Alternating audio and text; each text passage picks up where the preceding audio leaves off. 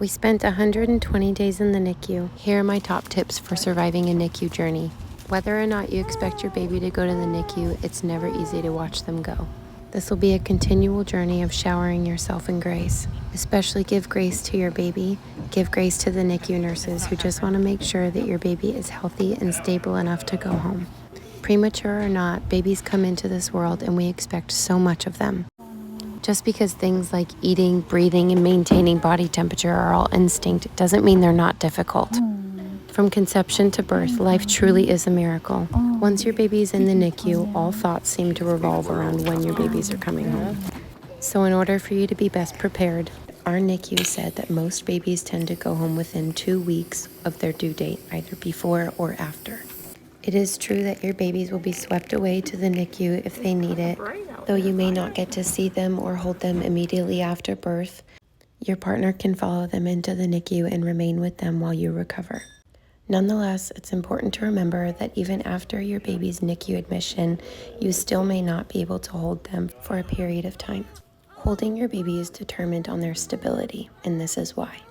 If their lungs and heart aren't quite ready for independent function, their heart rate and oxygen levels can drop while being held, but only because they love you so much they just want to fall asleep in your arms. Giving grace to all babies is so important. They come into this world, even full term, and we expect so much of them.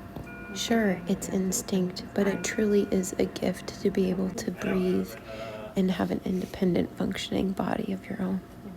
We had to wait 5 days to hold one of my boys.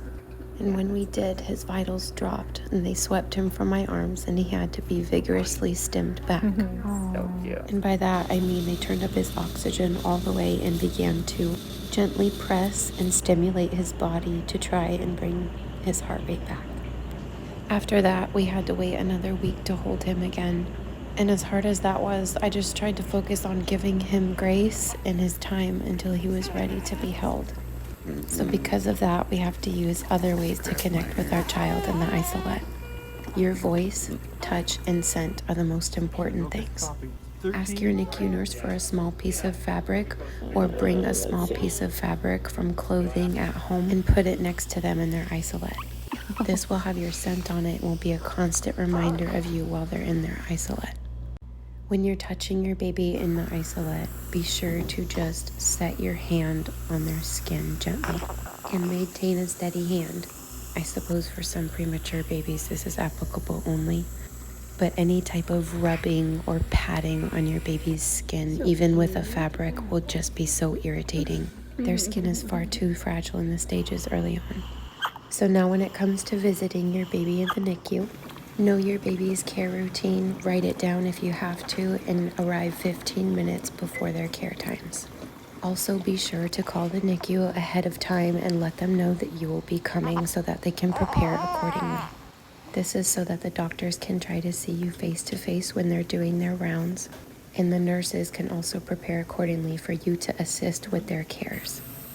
Cares include taking their vital signs, diaper changes, cotton swabs of your milk, etc. If you are able to hold your baby, the best time to hold is after those care times.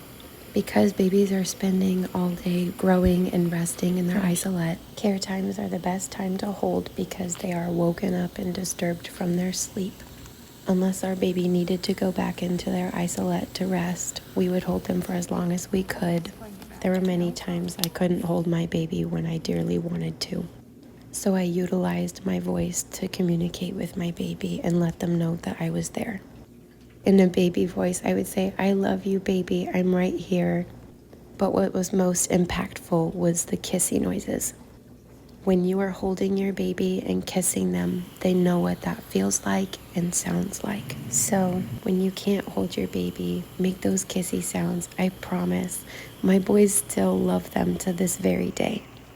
And they are almost 2 years old. The most important thing about holding your baby is that you are not sleepy.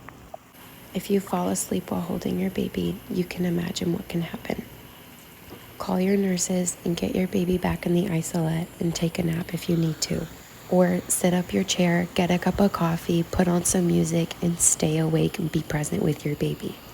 Your time with them is limited anyway, so you don't want to spend it sleeping. In fact, you want to have your phone right by your side to take every picture and capture every moment that you can. I promise, even though it's so hard, you're going to want these moments to look back on forever. And at some point in the future, you might find yourself cherishing this time in the NICU, no matter what your experience was. So from there, talk about what to bring for your visits. Definitely some form of caffeine if you need it to stay awake. Coffee, tea, energy drink, whatever. Bring a drink with you. Definitely bring water. Favorite snacks, headphones, tablet, laptop, chargers, books, a journal. I kept a digital journal on Carrying Bridge to share with our family. Comfy clothes and slip-on shoes. And lastly, Medela Sani wipes so you can clean your pump parts if you're pumping. And they clean everything, not just your pumping parts. I can't stress enough how life-saving these were for me. Remember that it's okay to take a break from the NICU if you need it. Stay home and rest. They are in amazing, loving hands. And if you're like me, you can call after every care time if you need to. Just be sure to wait 30 minutes after their care times to give nurses enough time to resettle and take their notes. Remember too that you can call any time of night and even leave questions for the night doctors. They want nothing more than for you to feel safe and comfortable about your baby's care and condition. Now let's talk about clothing. When buying clothing for your NICU baby, remember most babies go home within 2 weeks of their due date. My boys were born at 29 weeks, and when they came home, they were wearing newborn clothes. So try not to stress too much about whether or not you should buy preemie clothes and how long they'll fit into them. Honestly, they'll shrink up in the dryer anyways, and they can often be stretched out because they're just cotton. But while your baby is in the NICU, they will have leads, tubing, and wires connected to them 24/7. So therefore, clothing would be an obstruction to, everything. And also, they can't regulate their temperature outside of the isolette and the swaddle. So in those early stages, they will just be swaddled in their diaper only. For us, we were ready for clothing around 36 weeks. And when your baby is ready for clothing, zipper front enclosures are the best. This provides easy access to the leads so the nurses can care for the baby. Be sure to check your doctor's orders daily. You quite literally sign their lives away, and you have every right to know every detail about what and why and how they're doing these things to your baby. So be sure to ask all the questions you can to understand what's going on. Remember, growing isn't fast or easy. It might be a lot of 1 step forward, 2 steps back. Faith was huge for us during this time. We accepted God's plan no matter what it was. Just try to remind yourself that you're going to cherish every single moment, no matter what happens. This may be the most difficult and vulnerable season of your lives. At least it was for us. So lean into the support when it's offered. Even though you want to say no, just say yes when people offer to cook or clean for you. Those days in the NICU will be long and draining, physically, emotionally, just all of it is so exhausting.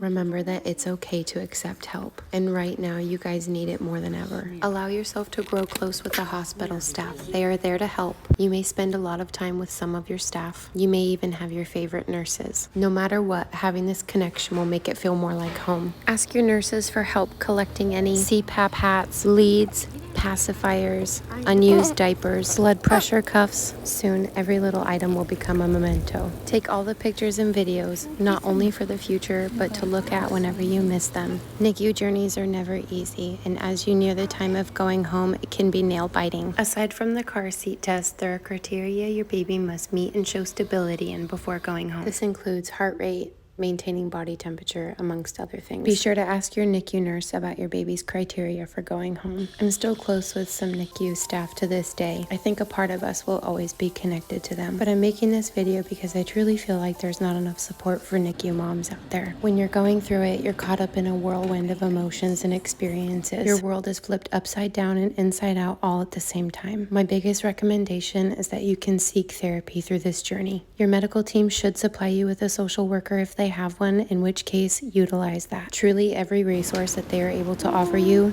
take it. This is a survival-like season and you need support. I truly hope that this video can serve you or someone you love going through a NICU journey. And I pray for God's hand on your baby, your family, and your NICU staff.